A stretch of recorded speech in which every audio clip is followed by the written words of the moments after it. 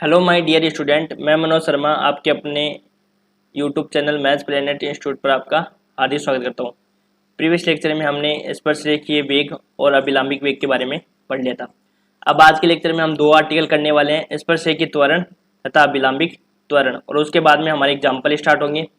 मैं आपको ये कह सकता हूँ कि भाई आपको जो मैं फर्स्ट यूनिट कराऊंगा वो फर्स्ट यूनिट में आपको मिल जाएगा मैटर, इसलिए आप अपने अनुसार भी तैयारी करते रहिए और आपको जो मैटर यहाँ से मिलता है वो भी आप पढ़ते रहिए।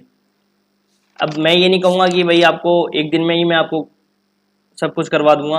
आपको भी पता है कि इतना सिलेबस होता है कि 2 से 3 महीने लगते हैं इस सिलेबस को कवर करने में, इसलिए मैं कोशिश तो ये करूँगा कि जितना आपको हो सकेगा उतना मैं आपको करवाने की कोशिश करूँगा, लेकिन आप पूरे डिपेंड मेरे पे भी मत रहो कि सर करवाएंगे उतने ही। आप अपने अनुसार, मैंने आपको पिछले लेक्चर में भी कहा था कि आप परिभाषाएं याद कर लो। देखो क्वेश्चन क्या होता है मैं आपको बता देता हूँ कि मैं आपको चैप्टर 1 ये जो अभी करवा रहा हूँ ये तो अपना होने वाला है। इसके बाद में मैं आपको एक चैप्टर कराऊंगा कौन सा, जिसमें हुक का नियम है, वो चैप्टर कराऊंगा। और यदि आप एक चैप्टर तैयार करना चाहो तो मैं आपको सजेस्ट कर सकता हूँ कि आप एक चैप्टर तैयार करना चाहो तो आप कर सकते हो कैटेनरी वाला। यदि ये चैप्टर आप तैयार कर लेते हो ना कैटेनरी का, तो ये मान के चलो आपको बड़ा क्वेश्चन है ना यहाँ से मिल जाएगा, एक बड़ा क्वेश्चन यहाँ से मिल जाएगा कैटेनरी का श्योर। यदि ये और तैयार कर लो ना आप, तो ये मान के चलो ये आपको बड़ा क्वेश्चन मिल जाएगा, और बड़ा क्वेश्चन और मेरे वाले में से आपको 2 क्वेश्चन मिल जाएंगे बीच में। और बीच में भी आप यदि परिभाषाएं आप ये मान लो 5 से 7, कैटेनरी में कम से कम 2 से 3 परिभाषाएं आती है, तो ये मान के चलो 2 यहाँ से आ जाएगी, तो कुल मिला के आपको 5 कवर यहाँ से हो जाएगी। ठीक है, तो इसलिए आप कवर कर लो, आप अपने अनुसार भी कुछ चैप्टर कवर कर लो। मैं तो ये कहूँगा, सजेशन आपको दूंगा, कैटेनरी का चैप्टर है ना वो कवर कर लो, उसमें से क्वेश्चन ज़्यादातर पूछे जाते हैं, बड़ा क्वेश्चन आने की संभावना होती है।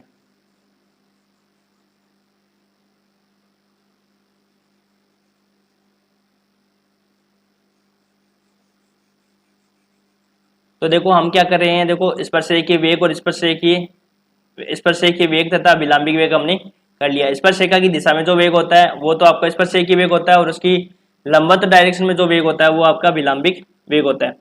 वही चीजें हैं, वही चित्र आपका बनाना है। इसके अंदर एक कण है, वही सेम है, एक पार्टिकल है पी पॉइंट पर। पहले अपन टेंजेंट खींच लेते हैं, एक टेंजेंट आपकी यहाँ से आ जाएगी, ये आपका क्यू पॉइंट हो जाएगा, S plus del S sine plus del sign. ये एंगल कितना, साइन प्लस डेल साइन, और ये एंगल कितना, साइन। ये पॉइंट आपका पी एस कॉमा साइन, और ये आपका पॉइंट क्यू, ये पॉइंट ए, ये पॉइंट आपका बी, और ये आपकी वही चाप की लंबाई डेल्टा एस। डेल्टा टी समय में कण यहाँ पे पहुँच जाता है पी से क्यू, और वही सारी चीज़ें लिखनी है आपको, ए पॉइंट, बी पॉइंट, और ये चाप की लंबाई एस। और एंगल की बात करें तो ये आपका डेल साइन एंगल, और तो ये एंगल भी आपका क्या हो जाएगा, डेल साइन। इसकी दिशा में जो वेग होगा v, और ये हो जाएगा v प्लस डेल v। ठीक है, वही सेम चीज़ें हैं यहाँ पे। यदि ये 90 डिग्री का एंगल, वही चित्र है और वही थ्योरी है इसकी। देखो अब अपने को क्या निकालना है, त्वरण। आपको पता है कि वेग में परिवर्तन की दर होती है वो त्वरण होती है। स्पर्शरेखा की दिशा में जो वेग होता है उस वेग की दिशा में जो परिवर्तन आता है उस परिवर्तन में यदि डेल्टा टी का भाग देते थे तो क्या होता है, त्वरण आ जाता है। तो थ्योरी पढ़ते हैं। माना कोई कण समतल वक्र में गतिमान है, माना कोई कण क्या है, वही चीजें समतल वक्र में गतिमान है, टी समय पर कण की स्थिति बिंदु पी पर है, स्पर्शरेखा अक्ष के साथ साइन कोण बनाती है। टी प्लस डेल्टा टी समय पर कण की स्थिति बिंदु क्यू पर है, जहां स्पर्शरेखा अक्ष के साथ साइन प्लस डेल साइन कोण बनाती है। अब यहाँ पे वेग की बात और करेंगे, क्योंकि वेग में परिवर्तन कर रहे हैं, इतने तक हम वेग की बात नहीं कर रहे होते, ठीक है ना। उसमें हम विस्थापन की बात की थी, उसमें अब इसमें आप क्या करेंगे, वेग की बात करेंगे। पी और क्यू पर वेग, कण का वेग क्या है, वी और वी प्लस डेल वी है। तो अब निकालेंगे डेल्टा टी समय में स्पर्शरेखा टीपी के अनुदिश दिशा में वेग कितना परिवर्तन हो रहा है। तो क्यू पर वेग, क्यू पर टीपी की दिशा में जो वेग में परिवर्तन है वो, और उसमें से क्या कर दो, वी पर पी पर टीपी की दिशा में वेग में जो परिवर्तन है वो घटा दो, और फिर डेल्टा टी का भाग लगा दो। बस वो आपका क्या आ जाएगा, स्पर्शरेखीय त्वरण आ जाएगा। इजी से है, एक दो बार पढ़ोगे तो आप आराम से क्लियर आप कर सकते हो। अब देखो क्यू पर टीपी का अनुदिश। टीपी का अनुदिश मतलब होता है कि पी पॉइंट पर जो टेंजेंट है उसकी डायरेक्शन में जो वेग में परिवर्तन है वो कितना है। तो आपको पता है कि यदि अपन इसकी बात करें, क्यू पॉइंट पर बात करें, तो क्यू पॉइंट पर v प्लस डेल वी वेग है। तो ये बात कर सकते हो क्यू पर टीपी की दिशा में, क्यू पर टीपी की दिशा में वेग परिवर्तन, कितना वेग परिवर्तन है बताओ, कैसे निकालोगे, v प्लस डेल वी और साथ में क्या आ जाएगा, एंगल कितना बना हुआ है, कोस डेल साइन। ये एंगल कितना बना हुआ है इसकी दिशा में, डेल साइन। और इस प्रकार से हम क्या निकालेंगे, p का निकालेंगे। तो p का तो खुद की डायरेक्शन में कितना कोण हो जाएगा, v इंटू कोस 0। तो ये आ जाएगा आपके पास v plus del V cos del sine minus v। अब देखो कोस डेल साइन की वैल्यू हमने क्या देखी थी बताओ लास्ट लेक्चर में, पहला लेक्चर था ना अपना, उसमें कोस डेल साइन की वैल्यू 1 थी और साइन डेल साइन की वैल्यू किसके बराबर थी, डेल साइन के। ये ध्यान रखना, ये काम आएंगे। तो यही अपने को करना है। अब क्या करना है, डेल्टा टी का भाग लगाना है और डेल्टा टी का भाग लगाते क्या आ जाएगा, स्पर्शरेखीय त्वरण आ जाएगा। तो वही लिखा है ना मैंने, cos del sine minus V cos 0, यहाँ पे v plus del V minus V, तो v से भी कैंसिल हो गया, यहाँ से डेल वी का भाग लगाओगे तो स्पर्शरेखीय त्वरण अपने पास क्या निकल के आएगा, dv अपॉन dt। स्पर्शरेखीय त्वरण क्या निकल के आएगा, dv अपॉन में dt। स्पर्शरेखीय वेग क्या था, ds अपॉन dt। अभिलंबिक वेग कितना था, 0 था। स्पर्शरेखीय त्वरण क्या था, dv अपॉन में dt। तो ये आपका स्पर्शरेखीय त्वरण आ गया। अब देखो इसके बाद की प्रोसेस है ना, ये बहुत इंपॉर्टेंट है, ये बहुत पूछा जाता है आपको स्पर्शरेखीय त्वरण का, ये बहुत पूछा जाता है। ये वाला सूत्र है ना, ये काफी इंपॉर्टेंट है। ये हम क्या करते हैं, क्वेश्चंस में अप्लाई करते हैं, बहुत क्वेश्चंस में अप्लाई करेंगे, ठीक है। तो देखो इसको कैसे डिराइव करते हैं हम, देखो अपने को पता है dv अपॉन dt स्पर्शरेखीय वेग है, तो v के स्थान पर हम क्या जानते हैं बताओ, ds अपॉन dt जानते हो, विस्थापन में परिवर्तन होता है। तो ये क्या बन गया अपने पास, d2s अपॉन dt2। तो स्पर्शरेखीय त्वरण के दो सूत्र आ गए, dv अपॉन dt भी है, d2s अपॉन dt2 है, ये वाला सूत्र भी काम आएगा। फिर इसके बाद में देखो dv अपॉन dt है, तो ऊपर नीचे क्या कर देंगे, ds अपॉन ds से गुणा कर देंगे, नहीं सॉरी यहाँ पे ds अपॉन ds से गुणा ही कर देंगे, ds से गुणा कर देंगे, भाग कर देंगे। तो ये बना, इसको लिख देंगे यदि dv अपॉन ds और ds अपॉन में dt। तो ds अपॉन dt क्या हो जाएगा v, और dv अपॉन ds क्या बन जाएगा, dv अपॉन ds। एक फॉर्मूला ये। तो ये तीन फॉर्मूले बड़े काम के हैं, तो तीनों फॉर्मूले बहुत इंपॉर्टेंट है, इन तीनों फॉर्मूलों को याद रखना है। तो दोबारा देखो स्पर्शरेखीय वेग क्या होता है, स्पर्शरेखीय वेग ds अपॉन dt स्पर्शरेखीय वेग होता है। और अभिलंबिक वेग क्या होता है, 0 होता है, उसको तो देखने की जरूरत ही नहीं है। तो स्पर्शरेखीय जो वेग होता है वही क्या हो जाता है, उसका परिणामी वेग हो जाता है। यदि अपन स्पर्शरेखीय त्वरण की बात करें तो स्पर्शरेखीय त्वरण क्या हो जाएगा, dv अपॉन में dt एक फॉर्मूला, दूसरा d2s अपॉन dt2 दूसरा फॉर्मूला, तीसरा फॉर्मूले की बात करें तो एक बनेगा v dv अपॉन में ds। तो तीनों फॉर्मूले बहुत काम के, तीनों फॉर्मूले एप्लीकेशन है इनके और यूज होते हैं। अब देखो ये तो निकल गया स्पर्शरेखीय त्वरण। अब इसी प्रकार क्या निकालेंगे, अभिलंबिक त्वरण। तो अभिलंबिक त्वरण कैसे निकालोगे, लंबवत डायरेक्शन में देख लेंगे, तो q पर टीपी के लंबवत वेग और माइनस p पर टीपी के लंबवत वेग। तो v प्लस डेल वी, लंबवत आपको पता है साइन डेल साइन लेंगे और खुद की डायरेक्शन में क्या हो जाएगा, एंगल 90 डिग्री हो जाएगा, तो cos 90। और इसको सोल्व करेंगे तो v plus del V del sign आ जाएगा। अब v del sign plus del V del sign, आपको पता है कि डेल वी और डेल साइन ये दोनों छोटी राशि है, तो इसको अपन क्या कर देंगे, छोड़ देंगे। इसको क्या करेंगे, छोड़ने पर, तो छोड़ने पर जब इसको करेंगे तब यहाँ पे बचेगा v into del sine, v into del sine. और अभिलंबिक त्वरण के लिए आपको dt का और भाग लगाना है, तो वो आपका आंसर हो जाएगा अभिलंबिक त्वरण का। तो v डेल साइन अपॉन में डेल टी, तो यहाँ से हो जाएगा v डी साइन अपॉन में dt। अब इसके लिए भी आप फॉर्मूला दे सकते हो, डी एस से ऊपर नीचे अपन ने क्या कर दिया, मल्टीप्लाई कर दिया। तो यहाँ से अपने पास क्या आ गया, वी स्क्वायर, ये देखो ये किया है v डी साइन अपॉन में dt। यहाँ से हमने क्या किया है, एस डी एस का ही भाग दे दिया और डी एस से ही हमने क्या कर दिया, गुणा कर दिया। तो ये तो क्या बन गया अपने पास v, तो यहाँ से v और v कितना हो गया, V square D sine upon में डी एस, ये आपका फॉर्मूला आ गया। और D sine upon D S ये क्या होती है, अब वक्रता त्रिज्या का एक फॉर्मूला आपने यदि फर्स्ट ईयर में पढ़ा होगा, तो वक्रता त्रिज्या का एक फॉर्मूला होता है रो बराबर D S upon D sine, ये वक्रता त्रिज्या का सूत्र होता है, D S upon D sine, ये लिख भी रखा है। D S upon D sine क्या होता है, वक्रता त्रिज्या का, तो वी स्क्वायर अपॉन रो, ये आपको ध्यान में रखना है। अब देखो ये चार जो फॉर्मूले लिखा है ना, ये आपको डायरेक्ट याद होने चाहिए। यदि आपको डायरेक्ट याद होंगे ना, एग्जाम में पूछा जाएगा कि स्पर्शरेखीय त्वरण का क्या सूत्र होता है, तो आपको दो सूत्र रखने, एक तो डीवी अपॉन डी टी, ये भी होता है, फिर आपको ये भी डिराइव करके दिखाना है, D two S upon D T two, ये भी होता है, फिर एक V D V upon D S, ये भी होता है। तो तीन सूत्र आपको लिख के आना है। आपको पूछ ले जाएगा अभिलंबिक त्वरण का बताओ, तो अभिलंबिक त्वरण का होता है वी स्क्वायर अपॉन रो भी होता है, और वी स्क्वायर अपॉन में डी साइन अपॉन में डी एस भी होता है। ये दोनों फॉर्मूले भी आपको याद रखने हैं।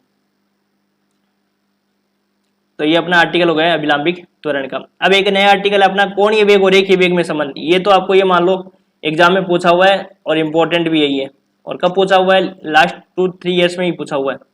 तो पहले अपन इसका फिगर बना लेते हैं और फिर इसको देखते हैं।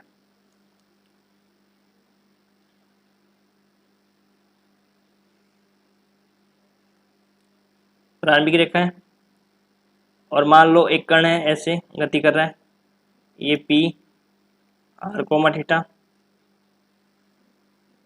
अपने को रेखीय वेग और अभिलंबिक वेग में क्या निकालना है, रिलेशन निकालना है। रेखीय वेग और अभिलंबिक वेग में क्या निकालना है, रिलेशन निकालना है। ये पी हो गया, इसके डायरेक्शन में जो वेग होगा वो क्या मान लिया, वी मान लिया। ये एंगल थीटा बन गया।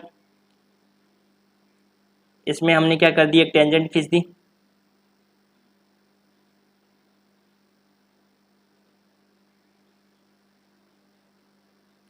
एक टेंजेंट खींच दी, और इसको हम आगे बढ़ाएंगे तो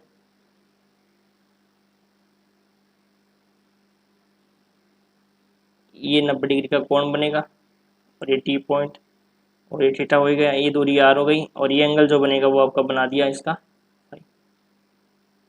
ये आपका कोणीय वेग और रेखीय वेग में आपको क्या निकालना है, रिलेशन निकालना है। कोणीय वेग और रेखीय वेग में रिलेशन निकालना है। तो देखो इसकी थ्योरी क्या लिखेंगे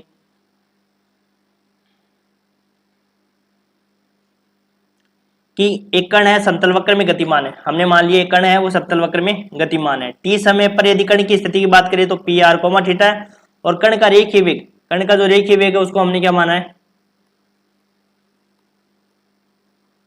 कण का रेखीय वेग उसको क्या माना है हमने, वी मान लिया, और कोणीय वेग को क्या मान लिया, थीटा डॉट। कोणीय वेग क्या हो जाएगा अपना पास, कोणीय वेग का क्या फॉर्मूला होता है, थीटा डॉट। अब स्पर्श रेखा जो है अपने पास टेंजेंट है पीटी, इसकी दूरी मान लो अपन के पास है वो पी है, तो लंबवत दूरी है ना, तो इसकी हमने क्या माना कि एक स्पर्श रेखा है, वो स्पर्श रेखा ध्रुवांतर रेखा के मध्य क्या इतना कोण है, फाई है। स्पर्श रेखा और ध्रुवांतर रेखा, ये तो कौन सी रेखा है, ध्रुवांतर रेखा, और ये कौन सी रेखा है, स्पर्श रेखा। इनके बीच में कोण कितना है, फाई है, और ओ से स्पर्श रेखा पर लंब की लंबाई को क्या मान लिया, स्मॉल पी है। ठीक है, तो आपको क्या करना है, अब वेग जो v है, इस v को अरीय दिशा और अनुप्रस्थ दिशा में वियोजित करना है। तो अरीय दिशा में जो वेग होगा वो तो क्या हो जाएगा इसका r डॉट, और इसके लंबवत डायरेक्शन में होगा वो होगा r थीटा डॉट। तो बताओ r डॉट बराबर तो क्या हो जाएगा, r डॉट बराबर तो क्या हो जाएगा अपने पास v cos फाई। ये फाई है तो ये भी फाई होगा ना, ये भी फाई बनेगा, ये भी एंगल क्या बनेगा, फाई बनेगा। तो v cos फाई, और दूसरा क्या हो जाएगा, r थीटा डॉट बराबर क्या हो जाएगा, v sin फाई। 90 माइनस कर देंगे, है ना, तो ये बन गया। अब इसके बाद में देखो अपन लेंगे त्रिभुज। त्रिभुज कौन सा लेंगे, ओ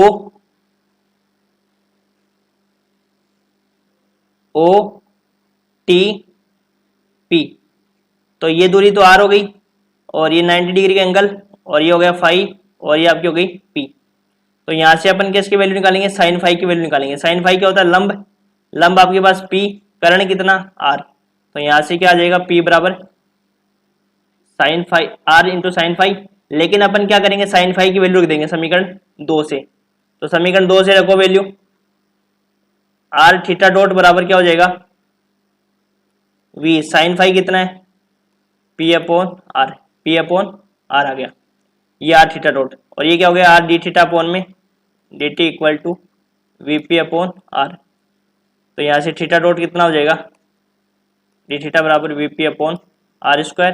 तो यहाँ से थीटा डॉट बराबर क्या आ गया, vp अपॉन r स्क्वायर। यही हमने आर्टिकल में किया है।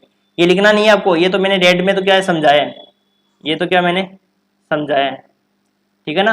तो रेखीय वेग तो v मान लिया, कोणीय वेग थीटा मान लिया। अपने को ये आर्टिकल है, छोटा सा आर्टिकल पूछा हुआ 1 नंबर वाले क्वेश्चन में, जो 2 नंबर का क्वेश्चन आता है ना आपके, उन 2 नंबर के क्वेश्चन में आपको पूछा हुआ है, तो इम्पोर्टेंट है, कर लेना इसको याद।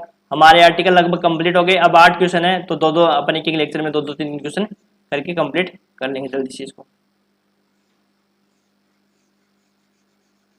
ये आपको लिखना नहीं है, नीचे लिखा हुआ है पीडीएफ में, इसको मैं पढ़ के बता देता हूँ एक बार नीचे।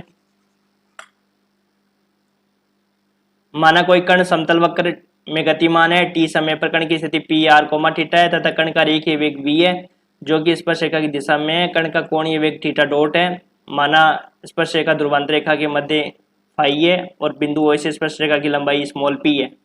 यहाँ पे स्मॉल पी मान लेना, जिससे कि आप कन्फ्यूज ना हो। पी तो यहाँ से वेग को अरीय और अनुप्रस्थ दिशा में विभाजित करेंगे तो आर डॉट बराबर क्या हो जाएगा, V cos phi. R theta dot बराबर क्या हो जाएगा, वी कोस 90 माइनस फाई। तो यहाँ से वी साइन फाई। फिर हमने त्रिभुज ले लिया ओपीटी, ये मैंने करके दिखा दिया। तो यहाँ पे वी पी अपॉन आर, तो आपको डायरेक्ट याद रखने हैं। देखो अब मैं एक बार फॉर्मूले डायरेक्ट बता देता हूँ आपको। सबसे पहले जो फॉर्मूले हमने पढ़े हैं, इसमें जितने भी आर्टिकल है उनके डायरेक्ट आपको याद रखने हैं। अरीय वेग का क्या फॉर्मूला था,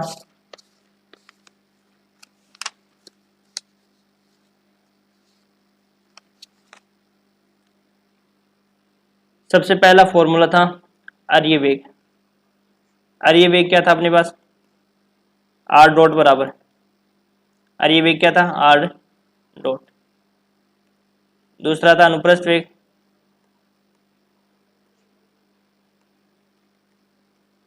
आर थीटा डॉट। तीसरा अपने पास था अरीय त्वरण। अरीय त्वरण का क्या सूत्र था, R double dot minus R theta dot का स्क्वायर। चौथा अनुप्रस्थ त्वरण, आर स्क्वायर थीटा डॉट, या 2r dot theta dot plus R theta double dot. ये तो आपके थे फर्स्ट के थे। इसके बाद में अपने पढ़ा स्पर्शरेखीय वेग। स्पर्शरेखीय वेग का क्या सूत्र था, ds अपॉन dt। अब विलंबिक वेग क्या होता है,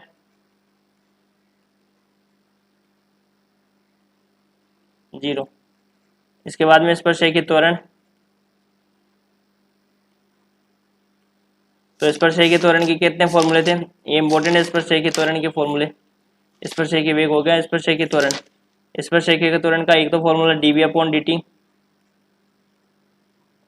एक था अपने पास d2s अपॉन dt2,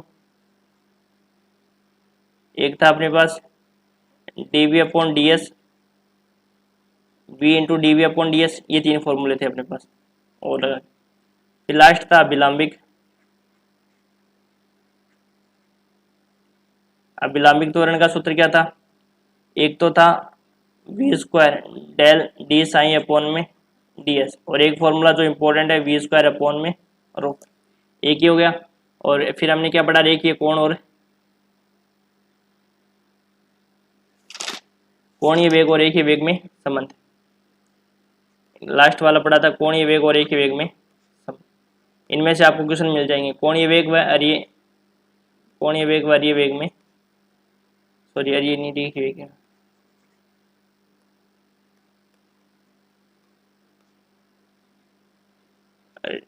रेखिक वेग में संबंध। कई बार क्या संबंध भी डायरेक्ट पूछा हुआ था, संबंध को आपको ड्राइव भी करना पड़ेगा क्योंकि छोटा सा है ना, इसलिए थीटा डॉट बराबर V P upon R square, ये आपका फॉर्मूला। ये हमारा कंप्लीट हो गया। अब हमारा एग्जाम्पल है वो जो हम अगले लेक्चर से स्टार्ट करेंगे। Thank you.